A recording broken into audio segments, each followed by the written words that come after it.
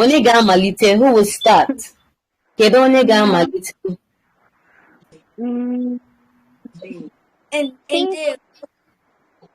Ahamwo.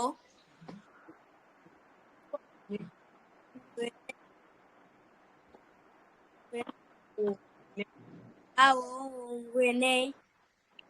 Umachi. Renee. Renee.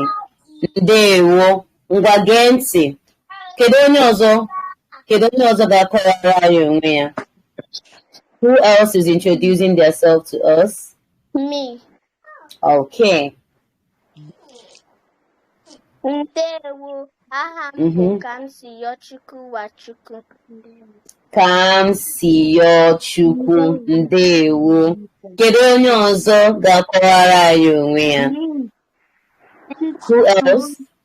Aha m bụ Chikaima Wachukwu. Chikaima Wachukwu. Ndewo.